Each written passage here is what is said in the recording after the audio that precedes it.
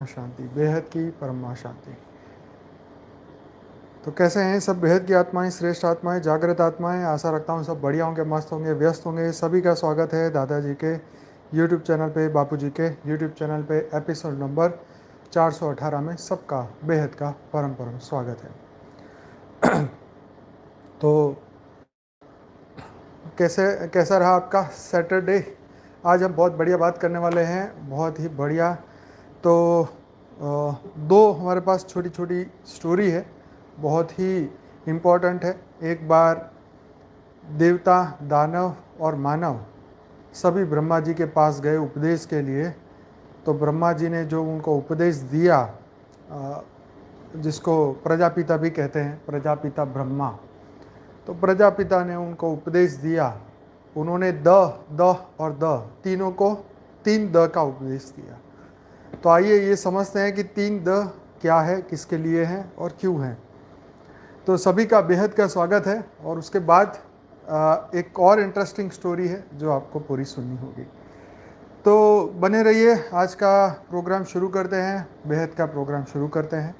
बेहद की परम शांति, सभी का परम परम स्वागत है।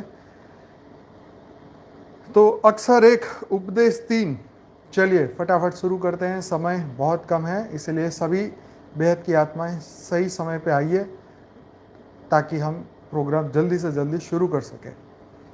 एक बार की बात है, देवता, मनुष्य और असुर ये तीनों ही विद्या अध्ययन के लिए प्रजापिता ब्रह्मा के पास गए। जब अध्ययन की अवधि पूरी हुई तो देवताओं ने कहा, प्रभु उपदेश दीजिए जिसे ग्रहण कर हम अपने घर लौटे। प्रजापिता ब्रह्मा ने एक ही अक्षर कहा, वो था द मतलब इंग्लिश में डी। देवताओं ने कहा कि हम समझ गए, हमारे स्वर्गलोक में भोगादि की भरमार है, उनमें लिप्त होकर हम अंत में स्वर्ग से गिर जाते हैं। आप हमें द से दमन अर्थात इंद्रिय दमन संयम का उपदेश दे रहे हैं। प्रजापिता ने सिर हिलाते हुआ कहा, ठीक है, तुम मेरा अभिप्राय ठीक समझे हो। मनुष्यों की शिक्षा पूरी हुई तो उन्होंने प्रजापिता से उपदेश के लिए आग्रह किया। प्रजापिता ने उनको भी द कहकर कह दिया और फिर उन्होंने पूछा, समझ गए इसका अर्थ? जी महाराज, हम समझ गए। आपने दान करने का उपदेश दिया, क्योंकि हम लोग संग्रह करते करते लोभी हो जाते हैं, इसलिए हमें दान करना चाहिए, इससे ही हमारा कल्याण होगा। प्रजापिता बोले, ठीक है, मेरे कथन का यही अभिप्राय था। जब असुरों की बारी आई तो प्रजापिता ने उन्हें द अक्षर का ही उपदेश दिया।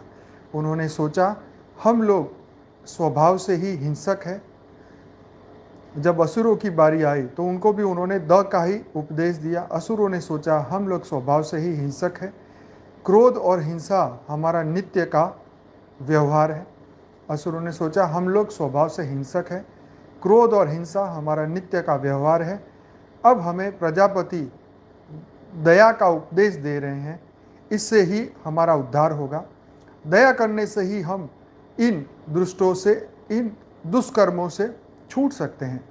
तो विचार कर जब असुर उपदेश ग्रहण करके चलने को हुए तो प्रजापिता ने उनसे पूछा, मेरे उपदेश का अभिप्राय समझ में आ गया या नहीं आया? तो प्रभु, हम समझे हैं कि आपने हमें प्रमाणित कर दिया, प्रमाणित नहीं, सॉरी, प्राणी मात्र पर, क्या उनको समझ में आया? आपने हमें प्राणी मात्र पर दया करने का उपदेश दिया है। प्रजापति प्रसन्न होकर बोले, ठीक है, तुमने ठीक समझा। कहते हुए तब से निरंतर बादलों की गर्जना के रूप में प्रजापति सबको उपदेश दे रहे हैं, द और द। मतलब जब भी बादल गरजते हैं तो उसमें से ऐसी आवाज़ आती है, द और द शब्द का घोष करते रहते हैं बादल। वे भोग प्रदान लोगों को संयम अर्थात इंद्रिय दमन के लिए कहते हैं। सब कुछ समेट कर रखने वाले को दया का उपदेश देते हैं और मानवों को दया करने को कहते हैं।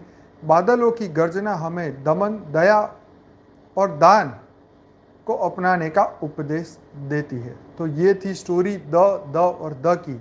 छोटी सी स्टोरी थी। तो चलो अच्छा है, ऐसी मतलब ये जो चीज़ आज मानव को सीखने की थी वही चीज़ देवताओं को भी सीखनी थी, वही चीज़ असुरों को भी सीखनी थी। तो ये शिक्षाएं उनके लिए भी, उनको भी दी गई थी, पहले भी दी गई थी। आज के मानव को तो अब मिली है, उनको तो बहुत काल पहले मिली थी, है ना। लेकिन फिर भी आज देखो मनुष्य इसमें से तीनों में से कौन सा द अपनाता है, वो सोचने वाली बात है। तो ये शिक्षाएं तो सुपात्र लोगों के लिए ही होती है। देखो फिर भी असुर भी कुछ ना कुछ तो सीखते थे। सबके लिए कुछ ना कुछ तो शिक्षा थी, जिसका जितना भाग्य, जितना जिसका जो स्वीकार कर सकता था उनके लिए वो उन्होंने ये उपदेश दिया। तो ये वहाँ पे उनको शिक्षा मिली। तो ये ब्रह्मदारण्य उपनिषद के आधार पर अब हम परम धन महर्षि याज्ञवल्क्य का उपदेश सुनेंगे। अद्वैत की उनका अद्वैत का जो कंसेप्ट है वो उन्होंने समझाया। परम धन महर्षि याज्ञवल्क्य का उपदेश। हमने पहले भी महर्षि याज्ञवल्क्य के ऊपर बातचीत की, लेकिन आज जो स्टोरी है वो बहुत इंटरेस्टिंग है। तो इस स्टोरी को बहुत अच्छी तरह समझिए कि ये स्टोरी क्या समझाती है। आइए समझते हैं। कल का एपिसोड जिन्होंने नहीं देखा, तत्व ज्ञान से मोक्ष की प्राप्ति, वो जरूर देखिएगा। कल का एपिसोड लाइव वाला बहुत अच्छा था कि जब तक तत्व ज्ञान की प्राप्ति नहीं होगी तब तक मोक्ष प्राप्त नहीं होगा। तुम जितना मर्जी भक्ति कर लो, लेकिन ज्ञान के बिना ये मोक्ष नहीं प्राप्त होगा। इसलिए कल का वीडियो जरूर देखिए। अब आगे बढ़ते हैं। महर्षि याज्ञवल्क्य की दो स्त्रियां थी, मतलब दो पत्नियां थी। महर्षि याज्ञवल्क्य, मैं कुछ प्रोनाउंस गलत कर गया। महर्षि याज्ञवल्क्य की दो स्त्रियां थी। एक का नाम था मैत्रेय, दूसरी का नाम था कात्यायनी। ठीक है जी। दोनों ही सदाचारिणी और पतिव्रता थी, परंतु इन दोनों में मैत्रेय को परमात्मा के प्रति अनुरागिणी थी। क्या था? दोनों ही सदाचारिणी और पवित्रता थी, परंतु इन दोनों में मैत्रेय को परमात्मा के प्रति अनुरागिणी थी, मतलब वो धार्मिक थी और परमात्मा के प्रति उसका ज़्यादा झुकाव था मैत्रेय का। और कात्यायनी का मन संसार के भोगों में रहता था। एक पत्नी धार्मिक थी और एक संसार में फंसी हुई थी।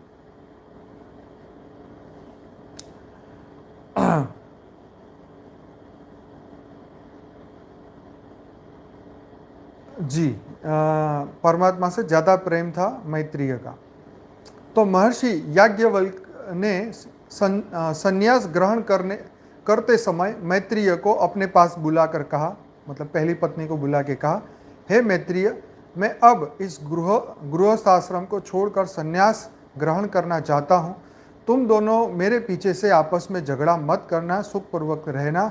इसलिए मैं चाहता हूं कि तुम दोनों को घर की संपत्ति आधी आधी बांट दो। अब दोनों पत्नियों को उन्होंने सोचा कि ये लोग लड़े नहीं। तो स्वामी की बात सुनकर मैत्रेय ने अपने मन में सोचा कि मनुष्य अपने पास की किसी वस्तु को तभी छोड़ने को तैयार होता है जब उसको पहले की अपेक्षा कोई अधिक उत्तम वस्तु प्राप्त हुई। ये बात बहुत बढ़िया बात है। तो जब हमारे मुट्ठी में कुछ होता है तो हम उसे छोड़ते नहीं है, ठीक है। लेकिन जब हम मुट्ठी से वो चीज़ को छोड़ देते हैं तब हमारा हाथ खाली होता है, तब एक नई चीज़ ग्रहण करने की हमारी क्षमता होती है। एक ही हाथ में बंधी हुई चीज़, मुट्ठी में बंधी हुई चीज़ दूसरी ग्रहण नहीं कर सकती। इसलिए अगर आपको श्रेष्ठ इससे बढ़िया मिलता है तो आप पुरानी चीज़ को छोड़ देंगे। ये बहुत बढ़िया बात है। तो उस मैत्रेय को आइडिया आ गया कि भाई इनके पास तो कुछ ऐसा है कि वो ये सब कुछ छोड़ने को तैयार है, तो मुझे ये बारे में जानना चाहिए कि क्या बात है। तो ये बात सिर्फ वो उसको समझाते हैं, तो ज़रा ध्यान से समझिए। महर्षि घर बार को छोड़कर जा रहे हैं। एत एव इनको भी कोई ऐसी वस्तु मिली होगी मतलब उसने मन में सोचा कि महर्षि घर छोड़ के जा रहे हैं, मतलब उनको ऐसी कोई चीज़ मिली है जिसके सामने घर बार सब कुछ तुच्छ हो जाता है। अवश्य ही इनके जाने में कोई ऐसा बड़ा कारण होना चाहिए और वह परम वस्तु जन्म धारण के बंधन से मुक्त लाभ कर अमृत तत्व को, परमात्मा को पाना ही है।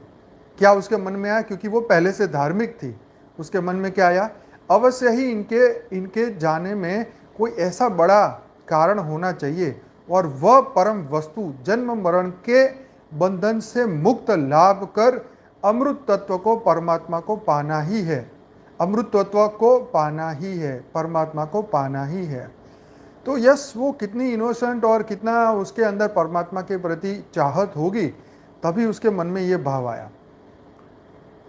तो ये विचार करके मैत्रेय ने कहा, भगवान मुझे यदि धन धान्य से परिपूर्ण समस्त पृथ्वी मिल जाए तो क्या उससे मैं अमृत तत्व को पा सकती हूँ?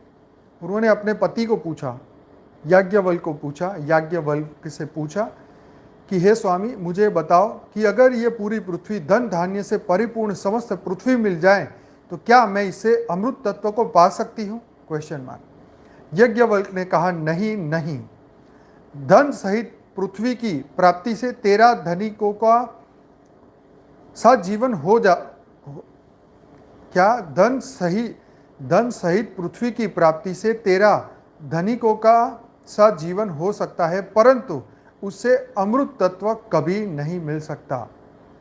उन्होंने क्या कहा कि पूरा धरती की दौलत मिल जाए तो तुम धनिक बन जाओगे, लेकिन अमृत तत्व इस जीवन से नहीं मिलेगा उससे, परंतु अमृत तत्व नहीं मिल सकता। मैत्रेय ने कहा, जिससे मेरा मरना न छूटे। देखो ध्यान से सुनो, बहुत ही गजब की बात। जिससे मेरा मरना न छूटे उस वस्तु को लेकर क्या करूं? अपने हस्बैंड को क्या बोला? जिससे मेरा मरना ना छूटे, मतलब जीवन और मृत्यु ना छूटे, ऐसी वस्तु को लेकर मैं क्या करूं? हे भगवान, आप जो जानते हैं, क्या जानते हैं? जिस परम धन के सामने आपको घर बार तुच्छ प्रतीत होता है और बड़ी प्रसन्नता से आप सबका त्याग कर रहे हैं, वही परम धन मुझको बतलाइए। अब देखो, अब वो याज्ञवल्क्य अपनी पत्नी मैत्रेय को वो शिक्षा देने जा रहे हैं। बहुत इंपॉर्टेंट है, ध्यान से सुनिए। तो याज्ञवल्क्य ने कहा, मैत्रेय पहले भी तू मुझे बड़ी प्यारी थी, तेरे इन वाक्यों से यह प्रेम और भी बढ़ गया है। तू मेरे पास आकर बैठ, मैं तुझे अमृतत्व का उपदेश करूंगा। मेरी बातों को भली भांति सुनकर उनका मनन कर। इतना कहकर महर्षि याज्ञवल्क्य ने आत्मा का वर्णन आरंभ किया। उन्होंने कहा, फिर श्लोक आता है, अब उसका हिंदी बताता हूं। मैत्रेय, स्त्री को पति पति के प्रयोजन के लिए नहीं प्रिय नहीं होता, परंतु आत्मा के प्रयोजन के लिए पति प्रिय होता है। तो अब यहाँ पे वो आत्मा की डेफिनेशन समझाने जा रहे हैं कि स्त्री को पति के प्रयोजन के लिए प्रिय नहीं होता, परंतु आत्मा के प्रयोजन के लिए प्रिय होता है। इसको पहले सुनते हैं, फिर इसको समझते हैं। इस आत्मा शब्द का अर्थ लोगों ने भिन्न भिन्न प्रकार से किया है। कुछ कहते हैं कि आत्मा यहाँ पर शरीर का लक्ष्य है। यह शिश्रोदर मतलब कामुक या लंपट, परायण मतलब अति आसक्त, पामर मतलब अधम, पापी एवं नीच पुरुषों का मत है। मतलब जो शरीर को आत्मा समझते हैं, उन लोगों का ये मत है कि आत्मा ही शरीर है। तो ऐसे लोग ही आत्मा को शरीर मानते हैं। कुछ कहते हैं जब तक अंदर जीव है तभी तक संसार है। हाँ, ये हमने कई बार सुना है, जब तक हमारे अंदर जीव है तब तक संसार है, फिर कुछ नहीं। तो ये कह रहे हैं कि कुछ कहते हैं कि जब तक अंदर जीव है तब तक संसार है, मरने के बाद कुछ भी नहीं होता, इसीलिए यहाँ इसी जीवन का लक्ष्य है। यह पुनर्जन्म न मानने वाले जड़वादियों का मत है। तो जो जड़वादी लोग हैं, जो पुनर्जन्म को नहीं मानते, वो लोग यही बोलते हैं कि इसके अंदर जब तक प्राण है तब तक जीवन है, बाकी फिर पृथ्वी खत्म, दुनिया खत्म। ठीक है, तो वो लोग मानते हैं कि शरीर ही आत्मा है।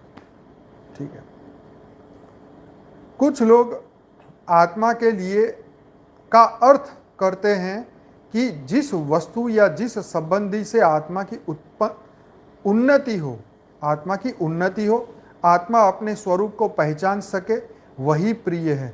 इसलिए कहा गया है कि आत्मार्थे पृथ्वी त्वजेत, यह तीव्र मुमुक्ष पुरुष का मत है। तो कुछ लोग ये मानते हैं कि आत्मा के लिए का अर्थ होता है जिस वस्तु या जिस संबंध से आत्मा की उन्नति हो, आत्मा अपने स्वरूप को पहचान सके, वही प्रिय है। तो ये एक मुमुक्षु पुरुष का ये मत है। कुछ तत्वज्ञों का मत है कि आत्मा के लिए इस अर्थ में कहा गया कि इसमें आत्म तत्व है, वह आत्मा की एक मूर्ति है। मित्र की मूर्ति को कोई इस मूर्ति के लिए नहीं चाहता, परंतु चाहता है मित्र के लिए। संसार की समस्त वस्तुएं इसलिए प्रिय हैं कि इनमें केवल एक आत्मा ही व्यापक है या वे आत्मा के स्वरूप है। महर्षि याज्ञवल्क्य ने फिर कहा। अब आगे क्या कहा?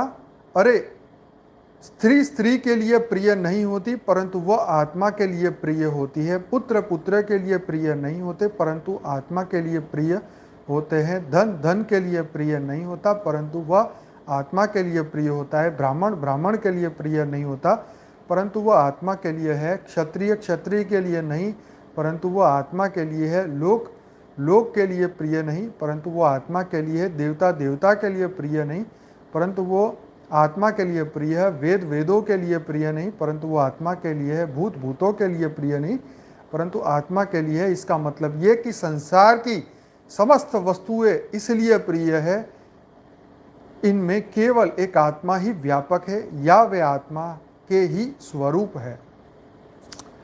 तो इसका इनर मीनिंग, गहरा मतलब ये समझ में आता है, संसार की समस्त वस्तु इसलिए प्रिय है कि इनमें केवल एक आत्मा ही व्यापक है या वे आत्मा के ही स्वरूप है।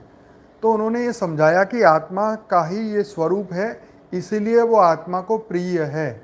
आत्मा का अगर ये जो भी चीज़ें बात करी, अगर वो आत्मा का स्वरूप नहीं होता, आत्मा की तरह व्यापक नहीं होता, तो वो प्रिय नहीं होता। इसको और समझते हैं।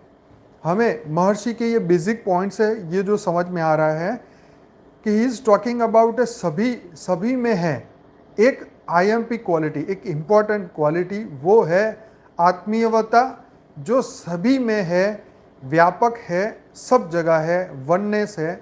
सभी जीव, मनुष्य, देवता, नॉन लिविंग थिंग्स, ये सभी 5 तत्व के एलिमेंट है। बेस्ट कंसेप्ट लाइक वेदा जो कहते हैं कि मैं एलिमेंट है, मेन एलिमेंट है, इनकी क्वालिटी जो कि सबसे बढ़िया और सबसे प्रिय है, वो आत्मा की ये क्वालिटी है। पॉजिटिव और divine quality that is accepted and whatever is negative is not accepted by the universal law। तो जो पॉजिटिविटी है, डिवाइन क्वालिटी है, जो हर जगह पे एक्सेप्टेड होती है, परंतु नेगेटिविटी यूनिवर्सल लॉ में एक्सेप्ट नहीं होती। तो जो आत्म तत्व की यहाँ बात कही गई, कि वननेस की बात कही गई, कि हम सब कुछ एक ही है, सभी, मतलब वननेस का उन्होंने कंसेप्ट समझाया। उन्होंने जो बात कही आत्मा तत्व की, कि आत्म तत्व से ये सब कुछ बना है, इसीलिए आत्मा को आत्मा की चीजें अच्छी लगती है, क्योंकि सेम कंटेंट से बनी हुई चीज है। आत्मीयता उसके अंदर है, इसके लिए वो अच्छी लग रही है। अगर आत्मीयता ना हो, मतलब ये कंटेंट की बात हो रही है। कंटेंट मतलब उसी की वो रचना है, इसी की बात हो रही है। उस कंटेंट को, वो कंटेंट हमें सही ना लगे, वो कंटेंट आत्मा से ही वो कंटेंट बना है, अगर वो उसके अंदर आत्मीयता ना हो तो वो चीज़ अच्छी नहीं लगती। ये समझाने का इसका इनर मीनिंग है, स्पष्ट नहीं कहा है, इनर मीनिंग है, बहुत गहरा मतलब है। So whatever is not acceptable to atma and paramatma, so whatever is not accepted to atma, मतलब जो भी आत्मा को एक्सेप्टेबल नहीं है, एंड परमात्मा इज रिमूव्ड, तो परमात्मा उसे दूर कर देते हैं, और थ्रोन आउट बाय नेचर, या तो प्रकृति उसे दूर कर देती है, एंड गॉड अल्टीमेटली, तो परमात्मा उसे अल्टीमेटली उसको प्रकृति से निकाल देते हैं, या उसे नेचर से भी आउट कर दिया जाता है। एग्जाम्पल के तौर पे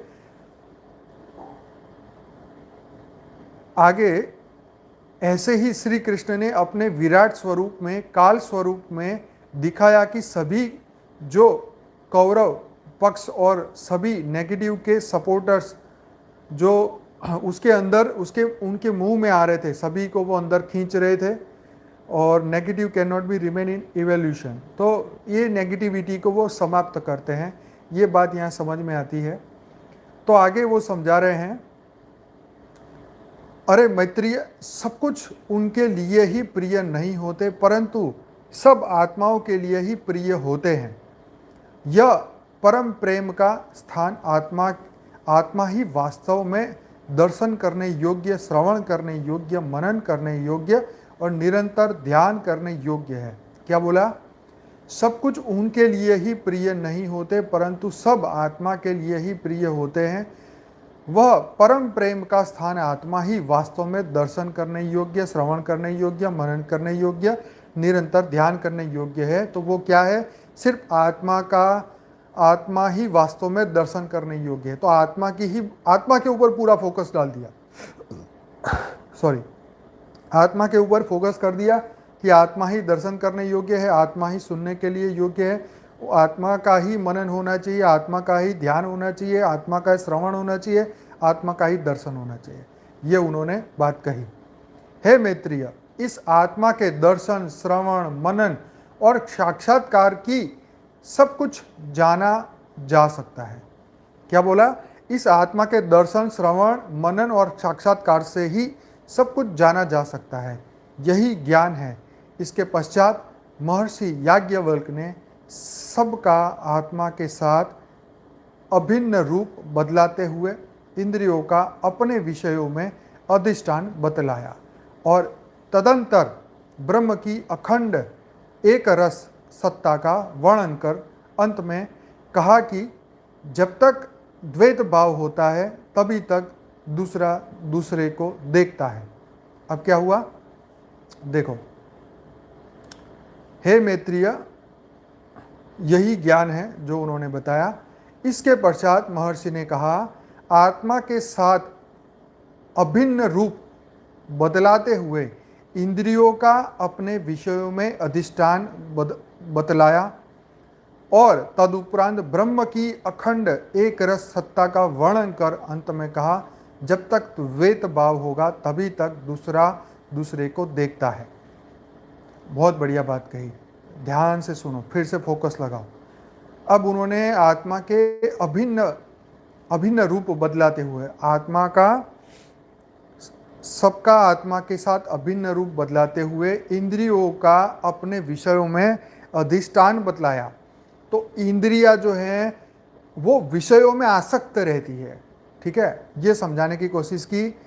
तदुपरांत ब्रह्म की अखंड एक रस सत्ता का वर्णन किया। उस ब्रह्म की अखंड एक रसता का तदंतर ब्रह्म की अखंड एक रस सत्ता का वर्णन किया, और अंत में कहा, जब तक द्वैत भाव है तभी तक दूसरा दूसरे को देखता है, दूसरा दूसरे को सूंघता है, दूसरा दूसरे को सुनता है, दूसरा दूसरे को बोलता है, दूसरा दूसरे के लिए विचार करता है, और दूसरा दूसरे को जानता है। परंतु जब सर्वात्म भाव प्राप्त होता है, जब सब वस्तुएं आत्मा ही है ऐसा प्रतीत होता है। मतलब द्वैत और अद्वैत कोई किसी से अलग नहीं, और हम सब अलग हैं, वो दो भाव है यहाँ, द्वैत और अद्वैत। द्वैत भाव कहता है दूसरा दूसरे को देखता है, दूसरा दूसरे को सूंघता है, दूसरा दूसरे को सुनता है, मतलब दो अलग अलग है, ड्यूअलिटी एग्जैक्टली। तो दो अलग अलग हो गए, और ये भाव समझाने की कोशिश की। लेकिन जब सर्वात्म भाव प्राप्त हो जाता है तब हमें लगता है कि सब कुछ हम ही है, ठीक है। हम किसी से अलग नहीं हैं। तो ये सर्वात्म भाव की बात समझाई उनको। जब सब वस्तुएं आत्मा ही है ऐसी प्रतीत होती है, तब वह किससे किसको देखें, किससे किसको सूंघे, किससे किसके साथ बोले, किसके किसका स्पर्श करें तथा दूसरे किससे किसको जाने। जिससे वह इस समस्त वस्तुओं को जानता है, उसे वह किस तरह जाने। मतलब हम जो कहते हैं ना, अहम ब्रह्मास्मि, मैं ही वो हूँ, मैं ही वो हूँ, वो ही मैं हूँ, जब ये भाव आ गया तो अब क्या समझने जैसा कुछ रहा ही नहीं। तो इस भाव को समझाने की कोशिश करें, द्वैत भाव और अद्वैत भाव, ड्युअलिटी और नॉन ड्युअलिटी को समझाने की कोशिश की उन्होंने। वह आत्मा अग्राह्य मतलब ग्राह्य न होने की अवस्था या भाव, अस्वीकारता, वह आत्मा अग्राह्य है, इसमें उसका ग्रहण नहीं होता। वह अर्षीय मतलब नष्ट नहीं है, इससे वह इससे वह श्रीण खंड खंड टुकड़े टुकड़े फटा पुराना, जैसे उसको ये शब्द किया जाता है। जैसे वह शीर्षण नहीं होता, वह असंग है, उससे कभी आसक्त नहीं होता। मेरी हिंदी के लिए सॉरी है, लेकिन जो मेरे को समझ में आ रहा है वो मैं बता रहा हूँ। वह बंधन रहित है, इससे कभी दुखी नहीं होता और उसका कभी नाश नहीं होता। ऐसे सर्वात्म रूप सबके जानने वाले आत्मा को किस तरह जाने। श्रुति ने इसीलिए उसे नेति नेति कहा है। वह आत्मा अनिर्वचनीय है। मैत्रेय, बस तेरे लिए यही उपदेश है, यही तो मोक्ष है। तो यही बात समझाने की कोशिश करी उन्होंने, आत्मा के ड्युअलिटी नॉन ड्युअलिटी भाव को समझाने की कोशिश की। जहाँ आत्म तत्व है वो आत्मा को प्यारा लगता है। आत्मीयता की बात कही कि जहाँ आत्मीयता है वहाँ आत्मा को वो खींचता है, जहाँ आत्मीयता नहीं वो तो प्रेम आत्मीयता का होना चाहिए, आत्मीयता का, आत्मा से प्रेम होना चाहिए, शरीर से नहीं। ये बात समझाने की कोशिश इन्होंने कही है। वह बंधन रहित है, इसमें कभी दुखी नहीं होता, उसका कभी नाश नहीं होता। ऐसे सर्वात्म रूप सबके जानने वाले आत्मा को किस तरह जाने। श्रुति ने इसीलिए नेति नेति कहा है। नेति नेति का मतलब उसको कोई जान नहीं सकता। वह आत्मा अनिर्वचनीय है। मैत्रेय, बस तेरे लिए यही उपदेश है, यही तो मोक्ष है। अब द्वैत ड्युअलिटी भाव में अन्य अन्य को सूंघता देखता, रस मतलब सी देखना, हियर मतलब सुनना, टेस्ट करना, सैल्यूट अभिवादन करना, नो मतलब जानना, मनन करना, सोचना, स्पर्श करना, टच करना। तो ये ड्युअलिटी के भाव है। किंतु जहाँ अद्वैत है, वननेस है, ड्युअलिटी अद्वैत मतलब वननेस, ठीक है, ड्युअलिटी मतलब द्वैत। किंतु जहाँ अद्वैत है, वननेस है, जिसके लिए सब आत्मा ही हो गया है, वह किसके द्वारा किसको सूंघे, किसको देखे, किससे सुने, किसका रसवादन करे। मतलब तुम आत्म भाव में आ गए हो, सबको तुम आत्मा स्वरूप में ही देख रहे हो। तो वननेस की बात यहाँ पे कही गई कि सभी कुछ, हम सभी एक ही है। ये बात को समझाने की कोशिश की, किसे सूंघे, किसे देखे, क्योंकि कोई किसी से अलग नहीं है। हाँ, किसका मनन करे, किसका स्पर्श करे, एवं किसे जाने, है ना। जिसके द्वारा इस सब को जानते हैं, जिसके द्वारा इस सब को जानता है, उसे किसको द्वारा जाने। यह नेति नेति रूप से वर्णन किया हुआ आत्मा अग्रह्य, नॉट टेकिंग एनीथिंग, अश्रीय, असंग, असंग मतलब अनअटैच, अबद्ध, अनअफेक्टेड, अनफेटर्ड है। मैत्रेय, विज्ञाता मतलब नोअर को किसी के द्वारा जाने। इस प्रकार तुझे उपदेश कर दिया गया। मैत्रेय, निश्चय जान, इतना ही अमृतत्व है, इमोरालिटी है, इमोर्टालिटी, ठीक है, यही अमृतत्व है। तो ये उपदेश वो हस्बैंड ने अपनी वाइफ को दिया, महर्षि ने, याज्ञवल्क्य ने अपनी पत्नी को ये समझाया। ऐसा कहकर याज्ञवल्क्य जी परिवाजक मतलब सन्यासी हो गए। इतना कहकर उन्होंने संन्यास ले लिया और वैराग्य प्रताप तथा ज्ञान की उत्कंठ पिपासा से, थर्स्ट ऑफ नॉलेज के कारण स्वामी के उपदेश से मैत्रेय परम कल्याण को प्राप्त हुई। यह था ब्रह्मदारण्य उपनिषद के आधार पर ये आया। तो आर्टिकल यही समाप्त हुआ। ये दूसरा भी, अब देखो यहाँ थोड़ा सा चिंतन करते हैं। मैत्रेय को उन्होंने अमृत तत्व का ये ज्ञान दिया, अमरत्व का ये ज्ञान दिया, जिसको जानने के बाद देखो ये तत्व ज्ञान यही सिखाता है कि उससे वननेस करना है, वननेस द्वैत, उसके साथ जुड़ना है। यहाँ पर तो फिर भी जो भी बातें कही गई है बहुत लिमिटेड है, क्योंकि उस वक्त के मनुष्य समझ पाएँ या इस धरती लोक के आज के मनुष्य समझ पाएँ उसके लिए ये इनफ नहीं है। क्यों? क्योंकि शायद उस वक्त माया का प्रभाव इतना नहीं होगा, लेकिन इस वक्त माया का प्रभाव बहुत है। सिर्फ इतना आर्टिकल से आपको अमृत तत्व नहीं प्राप्त होगा, ये सिर्फ आपको समझ दे रहा है, क्योंकि वो लाखों करोड़ों साल पहले ये चीज़ें हो चुकी है और उसको सुना समझा किसी ने, फिर लिखा और एक छोटा सा आर्टिकल आज आपके सामने आ रहा है। तो इतना पढ़ने से आपका कोई अमर तत्व नहीं मिलने वाला। अब ये हमने सुन तो लिया, लेकिन प्रैक्टिस कौन करेगा? कल हमने यही बात कही कि तत्व ज्ञान की भी प्रैक्टिस करनी पड़ती है। जो सुना, जो समझा, उसे हमें अंडरस्टैंड करना है, उसको प्रैक्टिकल करना है। Thinking of being separate from the परमपिता is duality and being with him is a singularity. Once one get connected with Almighty Authority, one get connected with all creation and one with it, I think it's perfect. आपने जो लिखा है सही है, सही लिखा है सतीश जी। भावुकता को सलाम। देखो ऐसा है कि यहाँ पे जो हमारे सामने जो भी तत्व ज्ञान आ रहा है, जो हम आर्टिकल पे चर्चा कर रहे हैं, हमें एक नई सोच दे रहे हैं। आप सोच के देखो कि क्या आज का मनुष्य, क्या आज की आत्मा, क्या आज की स्त्री, आज की वाइफ क्या अपने हस्बैंड को इस तरीके से बोलती है कि मुझे भी वो जानना है, तुम क्यों घर छोड़ रहे हो, क्यों संन्यास ले रहे हो? तो उस आत्मा की क्वालिटी देखो और आज के मनुष्य की क्वालिटी देखो। क्या मनुष्य के अंदर, चलो बोलने की बात तो दूर रही, क्या मन में भी ये भाव आ रहा है कि मैं उस आत्मा को जानूं, क्या मैं उस परमात्मा को जानूं? बहुत है, पर बहुत कम लोगों में है, बहुत ज़्यादा लोगों में नहीं, कम लोगों में है। तो ये सोच के देखो कि उस वक्त के मनुष्य में ये भाव था, याज्ञवल्क्य में, मैत्रेय में। उसकी दूसरी वाइफ थी, उसको नहीं था, वो संसार में, उनकी माया में बुद्धि थी। तो ये समझाने की कोशिश करें कि उस वक्त के मनुष्य को अगर ये भाव आ सकता है तो आज के संसार के मनुष्य में क्यों नहीं आता?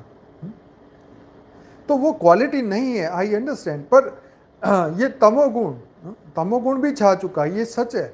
लेकिन जो वास्तविक उस समय, मतलब ऐसी महान आत्माएं जो उस वक्त थी, जो फिर अगर मान लीजिए वो कर्म बंधन से इनको कलयुग में, इस जन्म में भी उनको जन्म लेना पड़े, है जी, तो वो भी अपने उस संस्कार को पकड़ के आज भी वो तत्व ज्ञान को प्राप्त करेंगे।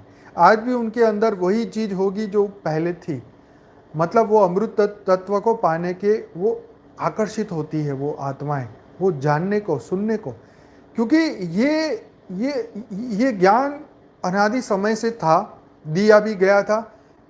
कुछ आत्माओं ने उसको फॉलो किया और वो ऊपर हायर डायमेंशन में चली भी गई, फिर कुछ को माया ने पकड़ा तो फिर धरती लोक पे भी आई, फिर नए जन्म हुए, फिर कर्म बंधन में फंसे। तो ये बेहद की आत्माओं के साथ भी हुआ जो 5000 साल से आई है। तो कहने का मतलब ये है कि बहुत कुछ ऐसा है जो हम धीरे धीरे समझ रहे हैं। हर दिन, हर पल एक नई अनुभूति हमें हो रही है, हम बहुत हर्षित हो रहे हैं, हम कुछ आगे बढ़ रहे हैं, है ना। तो यही तो चीज़ है जो हमें समझनी चाहिए कि उस वक्त भी वो क्वालिटी की आत्माएं थी, चाहे वो अमृत तत्व को पाना चाहते हो, लेकिन वो ज्ञान उनके पास लिमिटेड था। और जब वो तत्व ज्ञान को वो प्रैक्टिस में लेके आ जाती है, इस आबाजी लिख रही है,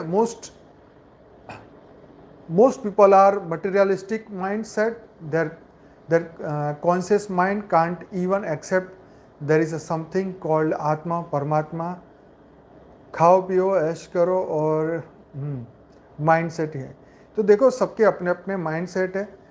जो अभी भी शुद्ध शुद्ध चेतनाएं हैं, जो दिव्य आत्मा है, आज भी वो इस मटेरियल दुनिया को समझ लेती है। उनको पता है कि इसमें कुछ नहीं है, उनको अंदर से ये आवाज आते है। ये आज इतने 350 लोग बैठ के एक जगह पे हम सुन रहे हैं इसको। इसका मतलब क्या है कि हमारी अंदर की आत्मा कह रही है कि हमें वो टीवी सीरियल नहीं देखनी है, आज हमें ये देखना है, हमें योग करना है, हमें आध्यात्म का लेक्चर सुनना है, हमें आत्मा की ये आवाज़ है, इसीलिए हम यहाँ बैठे। तो जिनकी आत्मा की आवाज़ होती है वही जागृत होते हैं। तो आत्मा की आवाज़ जागृत होना, जिसके अंदर वो तत्व है, अमृत तत्व, जिसके अंदर वो जो अमृत को पी चुका है पहले भी, तो अमृत पी के अमर नहीं हुए। अमृत से उनका वो आत्माएं अमृतता की ओर आगे बढ़ रही है। अमृत का मतलब, अमर होना मतलब ये ज्ञान समझ के वो आगे की जर्नी करना, लेकिन फिर भी धरती लोक पे आए हैं तो उनके अंदर अभी भी वो अमृत तत्व तो है। इसीलिए वो आज ये जागृति होकर यहाँ पे हम सब मिले हुए हैं। जिनके अमृत तत्व है ही नहीं, जो सिर्फ 84 लाख योनि की आत्मा है, चाहे वो संसार का पूरी पृथ्वी उनके नाम भी कर दी जाए तो भी उनको अमृत तत्व नहीं मिल सकता। यही तो यस ज्ञान का सेल है। यही तो मैत्रेय ने प्रश्न पूछा था और याज्ञवल्क्य जी ने उनको यही बात बताई कि पूरी पृथ्वी तुमको मिल जाने के बाद भी, पृथ्वी के मालिक बनने के बाद भी तुम अमृत तत्व को नहीं पा सकते। और उसको चाहिए था अमृत तत्व मुझे चाहिए। तो जिसकी अमृत तत्व की प्राप्ति की खोज है वही इस ज्ञान पे चलती है और दुनिया परिवर्तन के इस मार्ग पे आगे बढ़ती है। तो जो आध्यात्मिक है वही जागृत है, बाकी सब सुसुप्त है। ये तो है ही, बिल्कुल सच है। तो यहीं पे आज हम अपनी वाणी समाप्त करते हैं। आज का डिस्कशन यहीं समाप्त करते हैं। अब हम योग की ओर आगे बढ़ते हैं। बहुत बहुत सभी का धन्यवाद। बहुत अच्छी कमेंट आपने की। तो लाइव मेडिटेशन में आप आइए। आप अपने जब डिस्कशन होता है तो आप अपनी कमेंट भी लिखिए, और लोगों को भी इसमें हेल्प होगी और आपके विचार भी मेरे तक पहुंचेंगे। मैं भी इसके ऊपर कुछ बात कह सकता हूं, मुझे भी हेल्प होती है, क्लू मिलता है आपसे बात करके, आपकी कमेंट पढ़ के मुझे भी अच्छे आइडियाज़ आ जाते हैं। तो ऐसा बिल्कुल आपको करना चाहिए। आइए, सभी का बेहद स्वागत करते ही हम, और ये सभी का कार्य है, सबको करना है, मेरा अकेले का नहीं है। मैं तो कर रहा हूँ, आप सब मेरे साथ है, तो बहुत खुशी की बात है। चलिए, बहुत बहुत धन्यवाद। अब हम बेहद का योग करते हैं। तो जल्दी जल्दी अपनी आंखें बंद करें और परम शांति की अनुभूति करें और धीरे धीरे आगे बढ़ते जाएं, रिलैक्स होते जाएं। सब कुछ भूल के बस अब आत्मा के स्वरूप को देखने की कोशिश करनी है। सिर्फ और सिर्फ आत्मा को देखने की कोशिश करनी है, आत्मा स्वरूप बनने की कोशिश करनी है। जो अमृत तत्व, जो बेहद का अमृत बेहद के दादाजी ने हमें दिया है, उसको नष्ट नहीं होने देना है, उसको बढ़ाते जाना है, दुनिया तक पहुंचाना है। पूरी दुनिया को हमें अमृत से भरपूर करना है, पूरे वायुमंडल को बदलना है। Positive vibration, positive thinking, positive power, अनंत आनंद शक्ति, परम प्रकाश, परम लाइट, परम महाशांति के वाइब्रेशन पूरी दुनिया तक पहुंचाने हैं।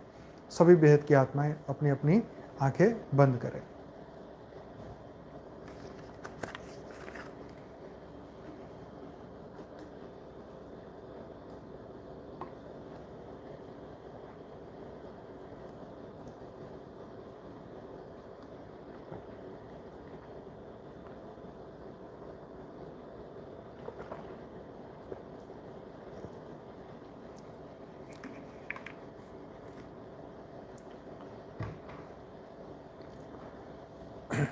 देखिए, हमारी आत्मा ही अमृत तत्व से भरी हुई है। हमारी आत्मा के स्वरूप के अंदर ही परम प्रकाश, परम लाइट है। उसको हमें एक्सेप्ट करना है, उस पर हमें बिलीव करना है। हमारी आत्मा ही परम परम परम महातत्व, परम लाइट, परम प्रकाश, परम ज्ञान, सब कुछ हमारे अंदर ऑलरेडी है। और वही, क्योंकि हमें जब बनाया ही गया था तो भरपूर परम पावर से बनाया गया था। वही बेहद की आत्मा की क्वालिटी है, वही बेहद की आत्माओं के गुण हैं, वही बेहद की आत्माओं की शक्ति ऑलरेडी है। बस उससे माया का पर्दा हटाना है, मन में आई हुई माया को हटाना है, बुद्धि को स्थिर करना है, संकल्प को पूरा करना है। यही तो हमारा बेहद का कर्म बाकी है, वो हमें पूरा करना है। सभी बेहद की आत्माएं अपनी अपनी आंखें बंद करें, एकदम रिलैक्स होके आत्मा स्वरूप को देखिए। आत्मा को जागृत करना है, परम प्रकाश परम लाइट के स्वरूप को, अपने दिव्य स्वरूप को, अपने अमृतमय स्वरूप को, परम लाइट परम प्रकाश को जागृत करिए। संकल्प करिए, मैं बेहद की परम परम परम महान आत्मा हूँ, दिव्य आत्मा हूँ, जागृत आत्मा हूँ, परम लाइट परम प्रकाश की आत्मा हूँ। मेरी आत्मा अब जागृत हो चुकी है, मेरा ज्ञान समाप्त हो चुका है। हर पल प्रतिपल आत्मा की अथाह गहराइयों से अनंत अनंत शक्तियाँ, अनंत अनंत पावर, अनंत अनंत लाइट, परम परम महाशांति के वाइब्रेशन पूरे शरीर में व्याप्त हो रहे हैं, पूरे ओरा में व्याप्त हो रहे हैं, परम लाइट परम प्रकाश में व्याप्त हो रहे हैं। बेहद की परम परम शक्तियाँ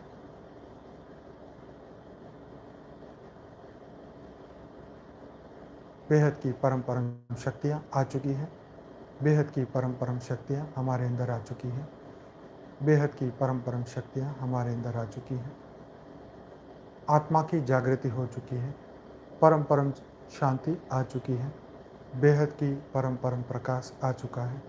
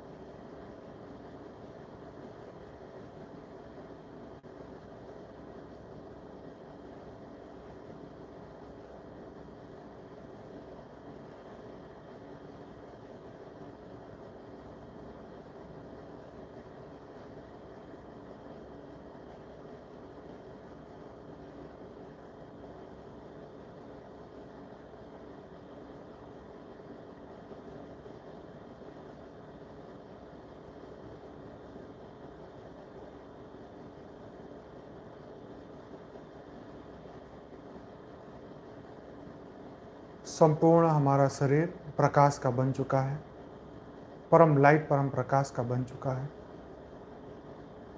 पूरा सूक्ष्म शरीर, कारण शरीर, महाकारण शरीर परम लाइट परम प्रकाश का बन चुका है। बेहद का परम परम परम प्रकाश आ चुका है।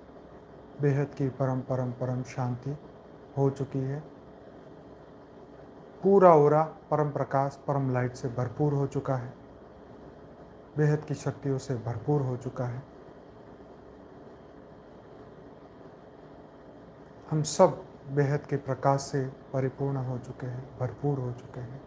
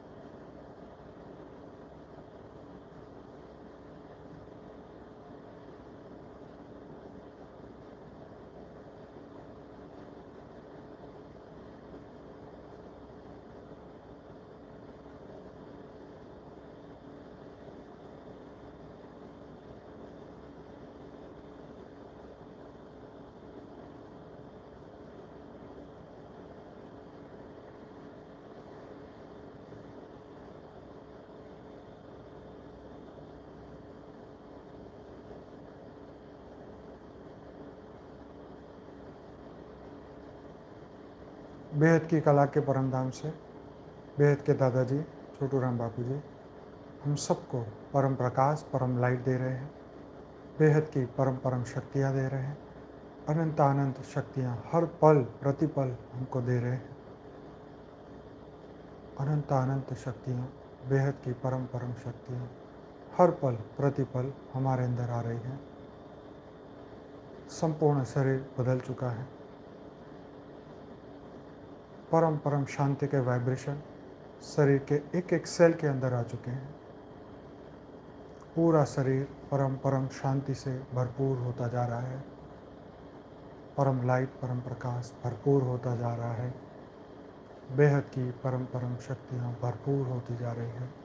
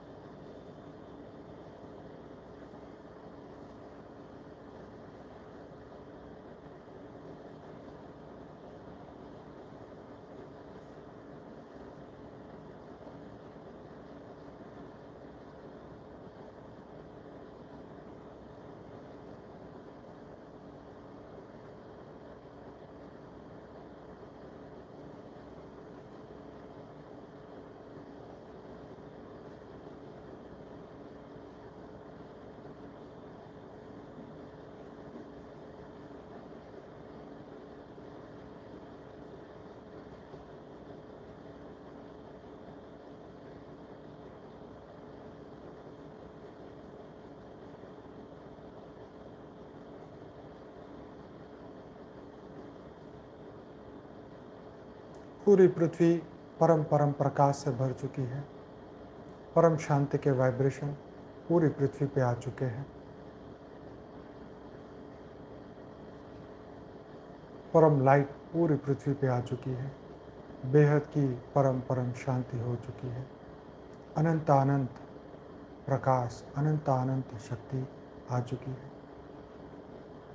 बेहद की परम परम परम महाशांति है, महाशांति है, महाशांति है, महाशांति है। अंदर से परम परम परम शांति हो रही है। बेहद का प्रकाश परम लाइट हमारे अंदर आ चुका है। संपूर्ण परिवर्तन हो चुका है। बेहद का परिवर्तन हो चुका है। बेहद की परम परम परम महाशांति है, महाशांति है, महाशांति है।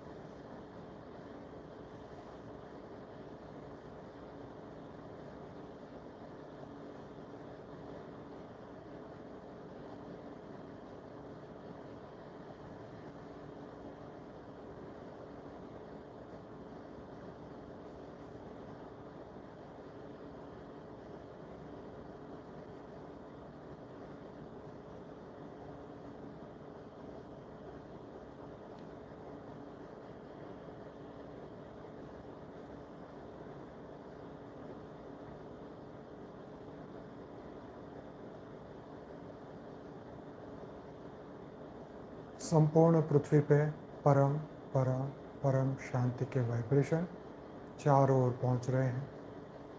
पूरे विश्व में परम परम परम शांति हो रही है। परम लाइट, परम प्रकाश चारों ओर फैलता जा रहा है।